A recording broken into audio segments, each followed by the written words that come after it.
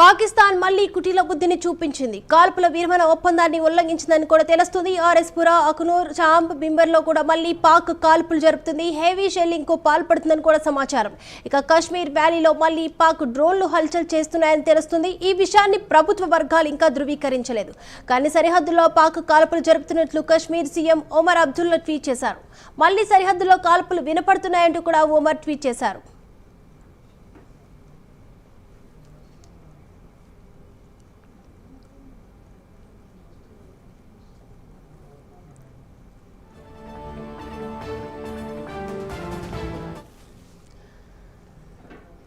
కొద్దిసేపటి క్రితమే కాల్పుల విరమణని ఒప్పుకున్న పాక్ మళ్ళా కాల్పుల విరమణని కూడా ఉల్లంఘించినట్లు కూడా తెలుస్తుంది. ఓవరాల్ అప్డేట్స్ అందించడానికి మా అసోసియేట్ ఎడిటర్ రాజు సిద్ధంగా ఉన్నారు. రాజు, మొత్తానికి పాక్ ప్రధాని ఆర్మీ చీఫ్ కు మధ్య విభేదాలు రావడంతోనే ఆర్మీ చీఫ్ ఏదైతే పాక్ ని పూర్తిగా నాశనం చేయాలి అనే ఉద్దేశంతోనే ఈ కాల్పుల విరమణ అనే దాన్ని ఉల్లంఘించినట్లు కూడా తెలుస్తుంది. ఓవరాల్ అప్డేట్స్ ఏంటి?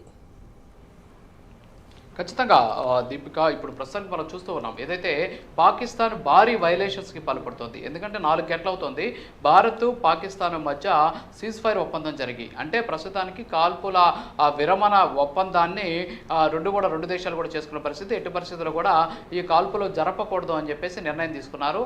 అంతేకాకుండా ఈ నెల 12వ తేదీన శాంతి చర్చలు చేసుకుంటామని చెప్పి కూడా ప్రకటించారు. ప్రకటించి 4 గంటలు కూడా కాలేదు, మళ్ళీ పాకిస్తాన్ ఆర్మీ కాల్పులకు తెగబడుతోంది. అంతేకాకుండా భారీ ఎత్తున డ్రోన్లను పంపిస్తోంది. ఏదైతే ఎల్ఓసి చుట్టుపక్కల కూడా భారీ ఎత్తున ఒక టెన్షన్ని క్రియేట్ చేస్తూ ఉన్నటువంటి ఆ పరిస్థితిని మనం చూస్తున్నాం. అయితే దీన్ని బట్టి చూస్తుంటే మనకు ఒకటే అర్థమవుతుంది, పాకిస్తాన్లో అంతర్యుద్ధం నడుస్తుంది.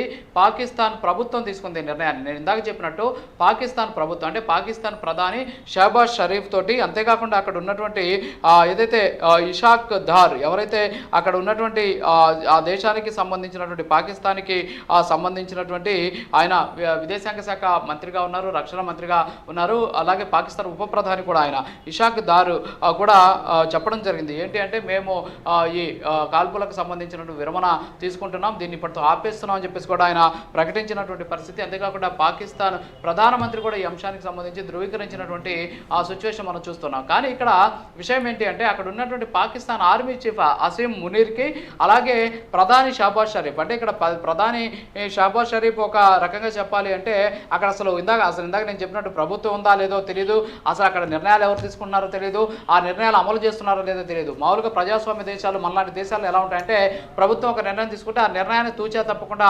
ఎగ్జిక్యూటివ్ పవర్స్ ఉన్నటువంటి వ్యవస్థలన్నీ కూడా తూచా తప్పకుండా అమలు చేస్తాయి. కానీ పాకిస్తాన్ అలాంటి పరిస్థితి కాదు. పాకిస్తాన్ పరిస్థితి ఏంటి, ఈరోజు అక్కడ ఉన్నటువంటి ప్రధానమంత్రి కావచ్చు, అంతేకాకుండా ఉప ప్రధాని కావచ్చు, ప్రభుత్వం కావచ్చు, సో ఇవన్నీ కూడా ఒక పక్క ఉంటాయి. ప్రధాని డబుల్ యాక్షన్ చేస్తుంటాడు, అంటే ప్రభుత్వం సైడ్ ఒక యాక్షన్ చేస్తుంటాడు, ఇంకో పక్క ఆర్మీ సైడ్ ఒక యాక్షన్ చేస్తూ ఉన్నటువంటి పరిస్థితి. సో కాబట్టి షహబాజ్ షరీఫ్ దీనికి సంబంధించి ఇప్పటి వరకు ఆయన అధికారిక ట్వీట్లో కానీ ఎక్కడ కూడా చెప్పలేదు. ఒక డిప్యూటీ ప్రైమ్ మినిస్టర్ మాత్రమే ట్వీట్ చేసినటువంటి పరిస్థితి.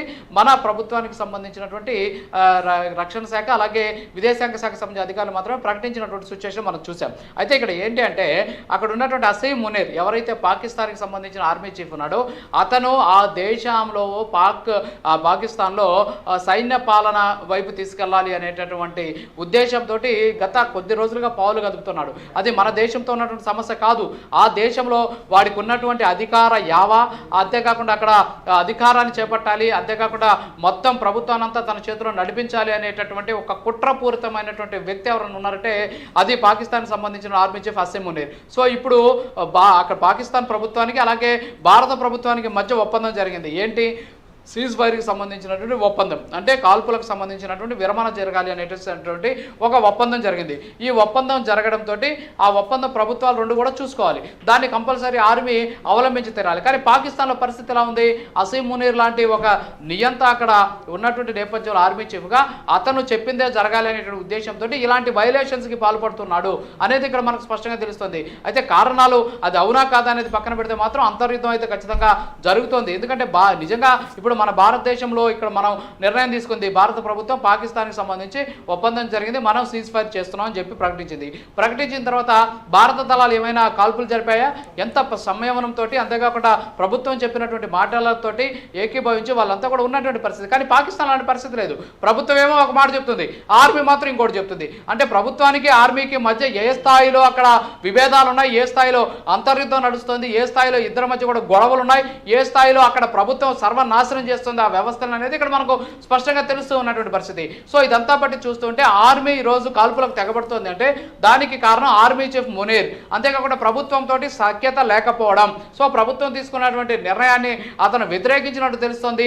అందులో భాగంగానే ఈ సీజ్ ఫైర్ వైలేషన్స్ కూడా పాల్పడుతూ ఉన్నటువంటి పరిస్థితి. ఎందుకంటే మనం చూసాం, డొనాల్డ్ ట్రంప్ కూడా ట్వీట్ చేశారు. అంతేకాకుండా దేశానికి సంబంధించినటువంటి విదేశాంగ మంత్రి కూడా ట్వీట్ చేసినటువంటి పరిస్థితి. వాళ్ళు ట్వీట్ చేసేటువంటి సందర్భంలో ఏం చెప్పారు, అక్కడ ఉన్నటువంటి ప్రభుత్వాలు అంటే 2 ప్రభుత్వాలు మాతోటి మాట్లాడే 2 ప్రభుత్వాలు నిర్ణయాలు తీసుకున్నాయని చెప్పారు. కానీ దరిద్రం ఏంటంటే పాకిస్తాన్లో ప్రభుత్వము సైన్యము ఒకటి కాదు. అక్కడ ప్రభుత్వం వేరు, సైన్యం వేరు. సో ఈ రెండింటికి మధ్య ఒక సయోధ్య ఉండాలి. ఆ ప్రభుత్వం చెబితే వినేట్టుగా సైన్యం ఉండాలి, లేకపోతే అక్కడ ఉన్నటువంటి సైన్యాన్ని చెప్పుతో కొట్టి వినిపించేటటువంటి శక్తి సామర్థ్యాలన్న ప్రభుత్వానికి ఉండాలి. కానీ ప్రభుత్వం అక్కడ చేతకాని ప్రభుత్వం, దద్దమ్మ ప్రభుత్వం, పిరికిపంత ప్రభుత్వం కాబట్టి సైన్యం చేతిలో కీలుబొమ్మగా మారిపోయినటువంటి పరిస్థితి.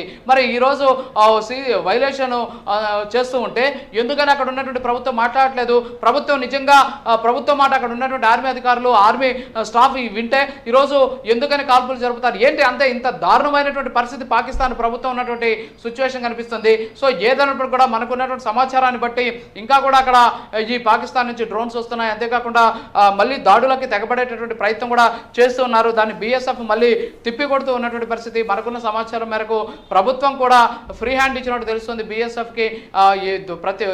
ఏది జరిగినా సరే తిప్పికొట్టాలని చెప్పేసి ఆదేశాలు కూడా ఇచ్చినట్టు కూడా తెలుస్తోంది. సో అసలు ఇదేంటి అనే దాని మీద కూడా ఒక అత్యున్నత స్థాయి సమీక్ష కూడా చేసేటటువంటి అవకాశాలు కనిపిస్తున్నాయి తొందరలోనే.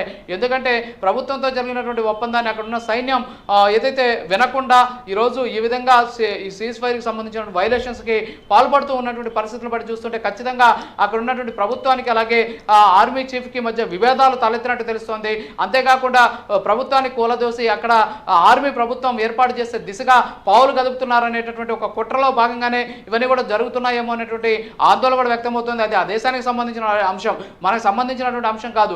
అయినప్పటికీ కూడా ఆడున్నటువంటి ఆర్మీ చీఫ్ ఎవడైతే ఉన్నాడో అతను అక్కడ ఉన్నటువంటి ప్రభుత్వం మాట వినకపోతే కనీసం చెప్పుతో కొట్టే ప్రభుత్వం మాట వినేలాగన్నా చేయాలి, లేకపోతే అసీం మునీర్ లాంటి ఒక నియంతని ఆ పదవి నుంచి తొలగించాలి. గతంలో కూడా మనం చూసాం, నవాజ్ షరీఫ్ లాంటి గతంలో చూసినటువంటి నేపథ్యంలో చాలా మంది కూడా అక్కడ పాక్ సైన్యమే ఆ ప్రభుత్వాలను నడిపినటువంటి సిచ్యువేషన్ చూసాం. ఇప్పుడు అదే పరిస్థితుల్లో అసీం మునీర్ కూడా అలా ఉండాలి అనేటటువంటి ప్రయత్నం చేస్తున్నాడు అనేది ఇక్కడ మనకు స్పష్టంగా తెలుస్తుంది. సో ఓవరాల్గా చూస్తే మాత్రం పాకిస్తాన్ ప్రభుత్వానికి అలాగే ఆర్మీకి మధ్య ఉన్నటువంటి ఏదైతే ఈ విభేదాల కారణంగానే ఇప్పుడు మళ్ళీ ఈ ఫైర్ వైలేషన్కి పాల్పడుతున్నారు. పాకిస్తాన్తో ప్రభుత్వం ఒప్పందం చేసుకుంది, పాకిస్తాన్ ప్రభుత్వంతో భారత ప్రభుత్వం ఒప్పందం చేసుకుంది. అంతేగాని ఓవరాల్గా చూసుకున్నట్లయితే ప్రతి చోట కూడా అంటే ఇప్పుడు కచ్ లాంటి ప్రాంతాల్లో కూడా 3 డ్రోన్స్ని మన భారత ఆర్మీకి సంబంధించినటువంటి అధికారులు, ఎయిర్ ఫోర్స్కి సంబంధించినటువంటి ఎయిర్ ఫోర్స్ డిఫెన్స్ సిస్టమ్ ఏదైతే ఉందో అది కూల్చేసినట్టు కూడా తెలుస్తుంది. సో పాకిస్తాన్ ఎన్ని కుట్రలు చేసినా సరే భారత్ ముందు నిలబడేటువంటి అవకాశాలు లేవు. ఒకవేళ వాళ్ళ దేశంలో అంత దౌర్భాగ్యకర పరిస్థితులు ఉంటే ప్రభుత్వం మాట వినకపోతే అక్కడ ఉన్నటువంటి సైన్యం ప్రభుత్వాన్ని నడపాలని చూసినా సరే అక్కడ వాళ్ళకు ఉన్నటువంటి దరిద్రాలు అవన్నీ, అంతేకాని భారతదేశానికి అయ్యేటటువంటి నష్టం ఏమీ లేదు. ఎందుకంటే భారత్ చాలా స్పష్టమైనటువంటి ఒక నిర్దేశమైనటువంటి ఆదేశాలతో ఉంది. ఇక్కడ ఉన్నటువంటి ఆర్మీ చాలా అత్యున్నతమైనటువంటి ఆర్మీ, ప్రభుత్వం కూడా చాలా పవర్ఫుల్ ప్రభుత్వం ఇక్కడ ఉంది. కాబట్టి ఖచ్చితంగా వాటిని తిప్పికొట్టేటటువంటి పరిస్థితి అయితే ఉంటుంది. పాకిస్తాన్ ఎన్ని కుప్పి గంతలు వేసుకున్నా, వాళ్ళ దేశంలో ఎన్ని డ్యాన్స్లు వేసుకున్నా పర్లేదు, కానీ ఇతర దేశాల మీద భారతదేశం లాంటి శక్తివంతమైన దేశం దగ్గర నాట్యం చేయాలంటే మాత్రం కుదిరేటటువంటి అవకాశాలు లేవు. ఈరోజు వాళ్ళు దాడులు తెగబెడుతున్నారంటే వాళ్ళ మధ్య ప్రభుత్వానికి అలాగే ఆర్మీకి మధ్య ఉన్నటువంటి ఈ విభేదాలే కారణం అనేది మాత్రం మనకు ప్రాథమికంగా తెలుస్తూ ఉన్నటువంటి పరిస్థితి. అది కూడా ఇంకొక 2-3 గంటల్లోనే తేలేటువంటి అవకాశం. ఎందుకంటే అక్కడ ఉన్నటువంటి ప్రభుత్వం కూడా స్పందించడమా లేకపోతే నిజంగా గతంలో మాత్రం అక్కడ ఉన్నటువంటి ప్రభుత్వాన్ని లేపేసి ఆర్మీకి సంబంధించిన అధికారులు రాజ్యాన్ని చేజెక్కించుకుంటారా సరే వాళ్ళు దరిద్రాలు అవన్నీ కూడా. సో ఏం చేస్తారనేది మాత్రం గత కొద్దిసేపట్లో తేలేటటువంటి అవకాశాలు కనిపిస్తున్నాయి. Right Deepika. Right, thank you Raju.